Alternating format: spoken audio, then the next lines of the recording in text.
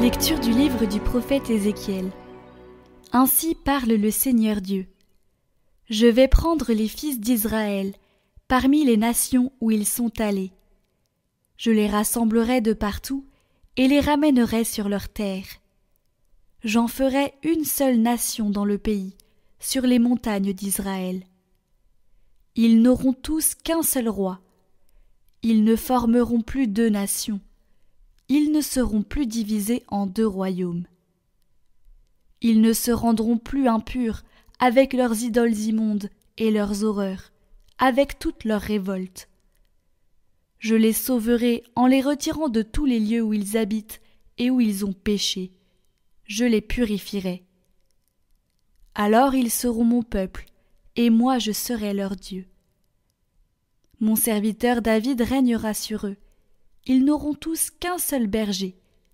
Ils marcheront selon mes ordonnances. Ils garderont mes décrets et les mettront en pratique.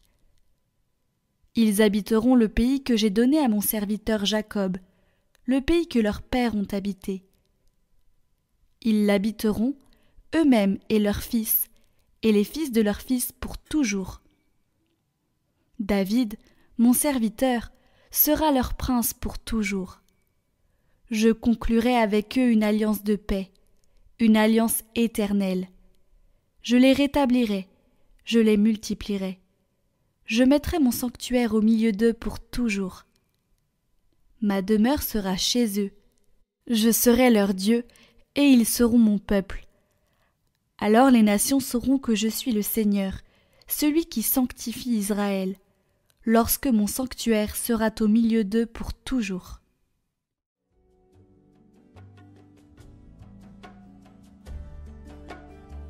Le Seigneur nous garde comme un berger son troupeau. Écoutez, nations, la parole du Seigneur.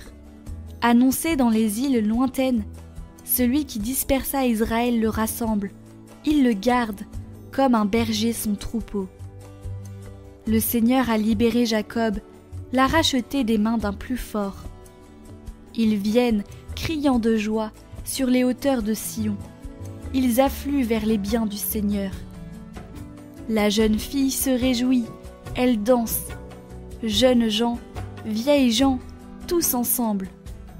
Je change leur deuil en joie, les réjouis, les console après la peine.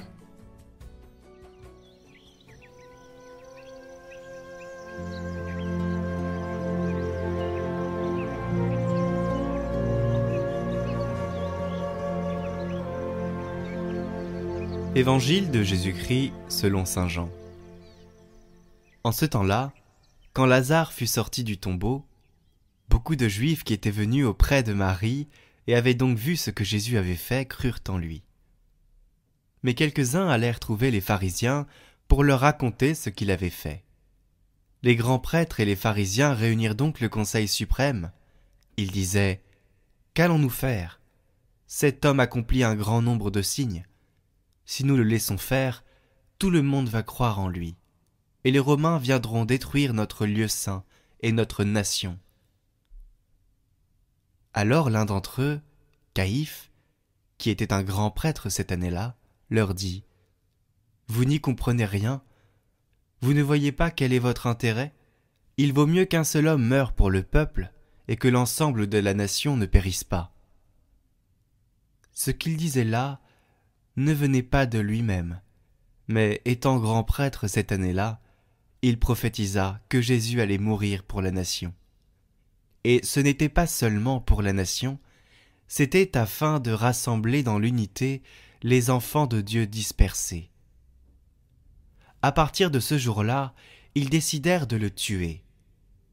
C'est pourquoi Jésus ne se déplaçait plus ouvertement parmi les Juifs. Il partit dans la région proche du désert, dans la ville d'Éphraïm, où il séjourna avec ses disciples. Or, la Pâque juive était proche, et beaucoup montèrent de la campagne à Jérusalem pour se purifier avant la Pâque. Ils cherchaient Jésus, et dans le temple, ils se disaient entre eux : « Qu'en pensez-vous ? Il ne viendra sûrement pas à la fête. » Les grands prêtres et les pharisiens avaient donné des ordres. Quiconque saurait où il était, devait le dénoncer pour qu'on puisse l'arrêter.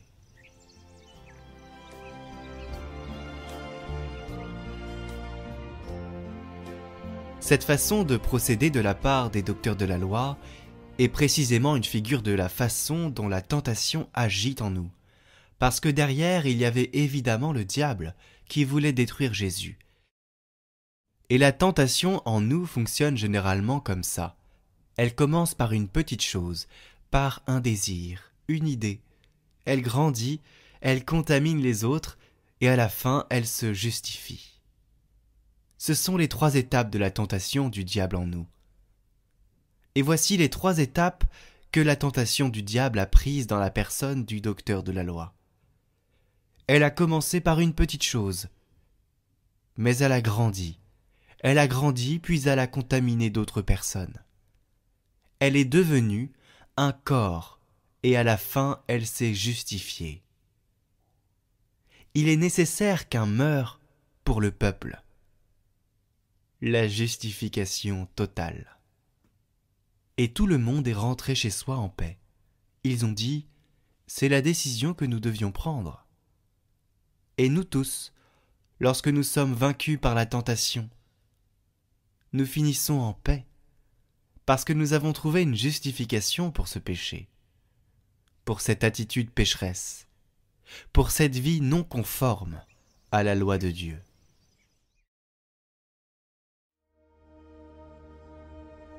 Votre parcours de carême, chaque jour, proposé par Radio Maria et Catoglade.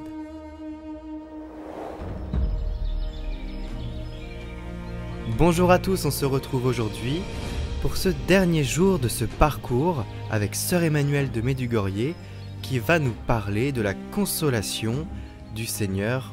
Comment consoler le Seigneur avant sa passion de la semaine prochaine? Comment on peut aller le voir et visiter son Eucharistie, le laisser entrer en nous pour accueillir ses grâces. Mais je voudrais maintenant vous inviter à ressembler à la Vierge Marie, qui était là vraiment surtout pendant sa passion, le consoler Jésus. Alors j'ai 2 points, il y en a 1000 autres, mais j'ai 2 points qui sont peu traités, je dirais, c'est pour ça que je les traite aujourd'hui. D'abord, essayez le plus possible de mettre l'accent sur l'adoration du Saint-Sacrement. Soit que vous allez dans votre église et vous adorez Jésus caché dans le tabernacle, comme dit le petit Francisco de Fatima, je vais adorer Jésus caché. Il adore qu'on l'adore quand il est caché. Il a peu de visiteurs, je vous le dis tout de suite. Il a très peu de visiteurs et quand il a un visiteur, il est extrêmement content et consolé parce qu'il a beaucoup de grâce à donner. Mais il ne peut pas les donner s'il n'y a pas un cœur qui les reçoit. Donc soyez ce cœur devant lui pour recevoir les cadeaux, les trésors. Voilà. Mais il y a une chose auquel on ne pense pas. Il y a des hosties dans lesquelles Jésus habite dans sa plénitude, corps, âme, esprit, voilà. Il est totalement présent dans une hostie consacrée. Et qu'est-ce qui se passe, malheureusement, de plus en plus souvent?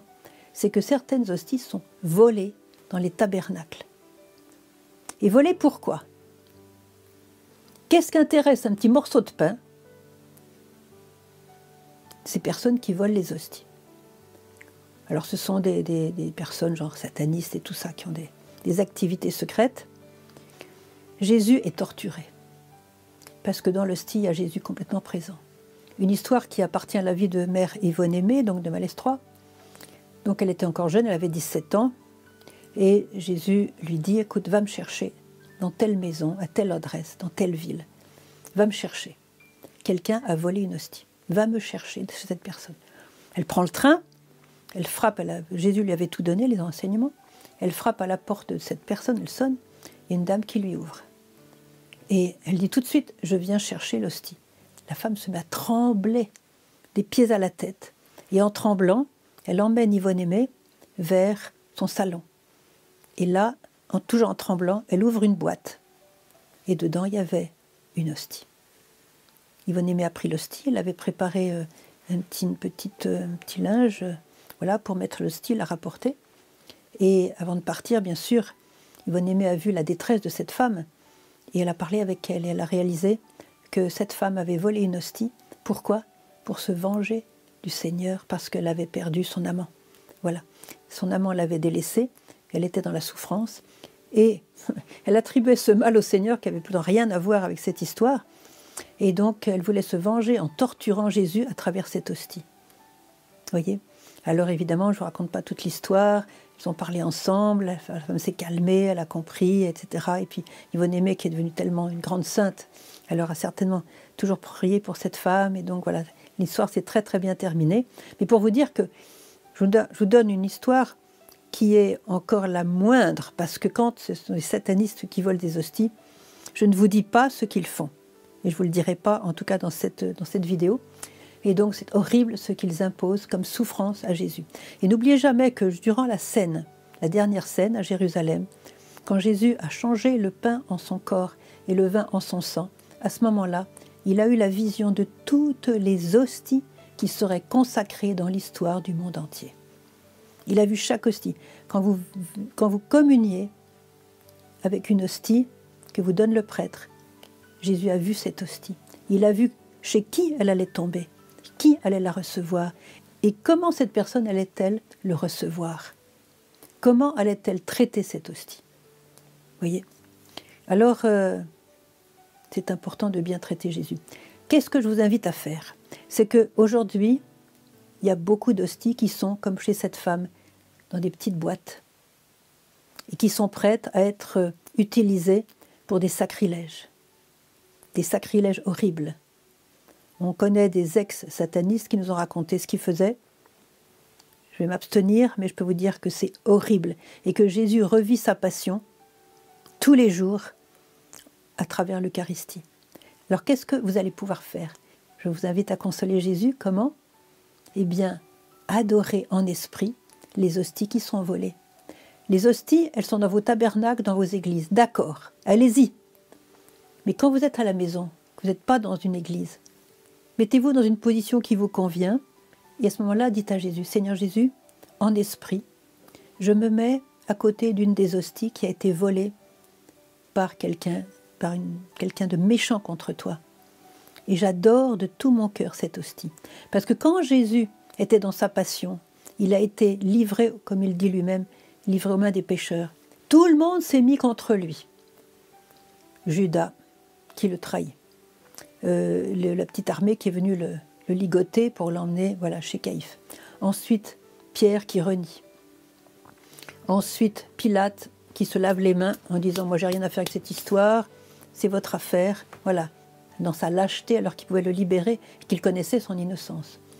Ensuite, les grands prêtres qui ont poussé la foule à crier « Crucifie-le, crucifie-le », etc.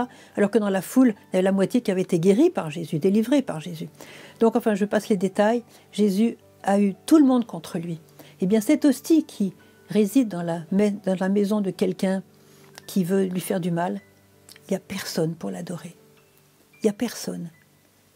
Il est tout seul. Il est tout seul face à ses ennemis et il sait ce qui l'attend. Alors, soyez là en esprit pour dire « Jésus, je t'aime. Jésus, je t'adore. Jésus, je voudrais vraiment te servir de tout mon cœur. Je voudrais vraiment rester avec toi tout le temps. Sois avec moi, Jésus, et moi je suis avec toi. N'aie pas peur, Seigneur. Je voudrais vraiment être ton compagnon. Je voudrais vraiment veiller avec toi, prier avec toi. Je voudrais ne pas te lâcher, Seigneur. Je sais bien que je suis un pécheur, je suis pas très propre, mais Seigneur, c'est mieux que tous ces ennemis qui sont autour de toi. Alors je vais te garder, je vais t'adorer. » Et vous adorez tout simplement l'hostie qui a été volée. Qui le fait? Et je crois que Jésus sera très consolé. Parce que près de l'hostie volée, dans toutes les hosties, il y a Marie qui est toujours là près du Saint-Sacrement, et puis Saint Michel-Archange qui est le gardien de l'Eucharistie. Alors ça, c'est une des consolations que je vous invite à faire. Et puis une autre consolation que je vous invite à faire, qui est très belle aussi, et qui malheureusement est trop peu connue, c'est que quand vous allez à la messe, appliquez-vous à communier dans l'état de grâce. C'est-à-dire, si vous avez un grave péché qui vient, disons, contre les commandements de Dieu, contre la volonté de Dieu, vous savez que vous ne devriez pas faire cela ou vivre cela. Alors, faites bien un cœur pur pour recevoir Jésus, parce que quand on communie en état de péché mortel, ça le torture, puisque dans le péché mortel, c'est ce qui a torturé Jésus pendant sa passion. Ce sont les clous, les marteaux, la couronne d'épines, la lance, tout ça, c'est qui a torturé Jésus durant sa passion, la haine. Alors, je vous invite, quand vous avez communié, donc en état de grâce, je vous invite à rester quelques minutes après la messe pour tenir compagnie à Jésus, pour le laisser tomber dans votre cœur, dans la profondeur de votre cœur, et lui laisser faire ce qu'il a à faire, l'œuvre sainte de sanctification, d'embellissement, de purification, de pacification qu'il est en train de faire par sa présence, parce qu'il vient entièrement vivant chez vous. Et à ce moment-là, il fait son œuvre divine. Et qu'est-ce qui se passe la plupart du temps? On communie, on revient à sa place, on fait le signe de croix ou on ne le fait pas, on se met un petit peu à genoux, on ne se met pas, et puis, dans les 2 minutes qui suivent, on regarde à gauche, à droite, on parle avec son voisin, on sort de l'église. Jésus est venu pour vous parler, pour vous transformer en lui-même. Il faut prendre du temps pour cela. La Vierge nous demande, à Medjugorje, de prendre au moins minimum 10 minutes après la communion pour parler avec Jésus qui est dans notre cœur. Vous allez lui faire un plaisir fou. Et pas seulement ça, vous allez lui laisser le temps de faire son œuvre divine en vous. Vous cherchez la paix, c'est lui qui va vous la donner. C'est lui votre paix. Vous cherchez le bonheur, c'est lui votre bonheur même. Il est lui-même votre bonheur. Vous cherchez la joie, il vous dit qu'il veut vous donner sa joie, et sa joie en plénitude. Vous cherchez l'amour. Ne me dites pas que vous ne cherchez pas l'amour. Vous cherchez l'amour, vous désirez l'amour. Il est amour. Et là, vous avez reçu l'amour. Laissez l'amour vous pénétrer comme une eau pure qui vient dans toutes les cellules de votre cœur, de votre âme, qui vient vous régénérer. Vous avez besoin de cet amour. Accueillez-le. Accueillez-le et n'ayez pas peur. Voilà. Alors, en étant attentif à consoler Jésus, sachez qu'à ce moment-là, vous faites l'œuvre de la Vierge Marie. Parce qu'elle était là durant sa passion, pour le consoler par sa présence, par son amour, par sa proximité. Voilà, elle était là pour le consoler. Alors, demandez à Marie qu'elle vous inspire pour pouvoir consoler Jésus, pour pouvoir lui donner cette joie au milieu de tant de souffrances que le monde lui impose, en piétinant les commandements de Dieu, en piétinant les valeurs les plus fondamentales de l'humanité. Vous allez être celui ou celle qui va consoler Jésus en prenant la main de Marie, et Marie va vous guider pour faire vraiment durant ce temps de préparation à Pâques le meilleur temps pour Jésus de toute votre vie jusqu'à présent. Amen. Que Dieu vous bénisse infiniment.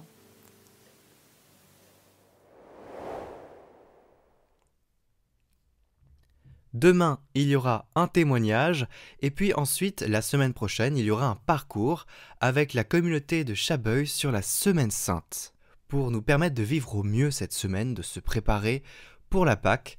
Et donc je vous invite à être fidèle à cette semaine, puisque c'est une grande semaine de sainteté. C'était vraiment très important dans la vie de l'Église, dans la vie des fidèles. C'est un temps fort, un des plus forts de l'année. Et donc nous vous invitons vraiment à être assidus à ces méditations, à la prière et à suivre les conseils de Sœur Emmanuelle qui nous invitait à la confession pour accueillir le Seigneur dans son Eucharistie. Sinon, je vous souhaite un bon dimanche des Rameaux et je vous dis à très bientôt. Nous vous rappelons que vous pouvez revisionner en individuel les vidéos du parcours de Carême sur notre chaîne Prière par Catoglade, en lien en description.